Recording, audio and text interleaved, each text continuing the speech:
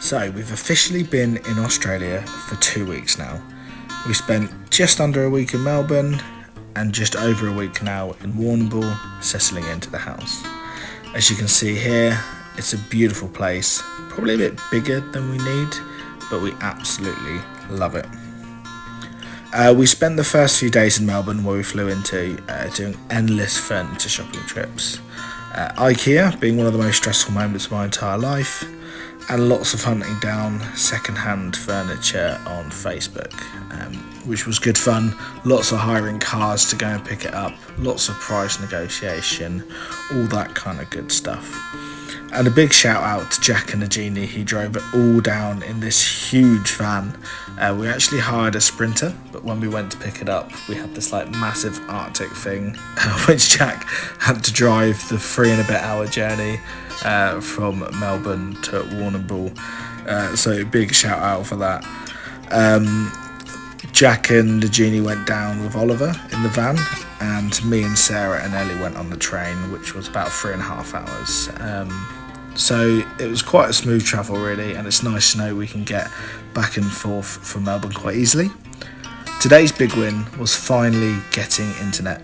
No more having to hotspot from our phones, which is honestly such a luxury. Jack's come over from Melbourne at the moment, so we've been hanging out with him between him doing some work. We went out into the garden and we're picking some fresh oranges and lemons from the tree in there, and made some juice, which was super cool. The kids absolutely loved playing with the blender, a bit terrifying really. It did explode a couple of times all up our nice white kitchen, but we won't talk about that, and hopefully the landlords don't see this, but here we are. We then had the kids peeling some veg, putting some stock in ready to make a soup, which was quite cool to kind of spend some time with them in the kitchen. And they were a bit messy, but they had a lot of fun doing it.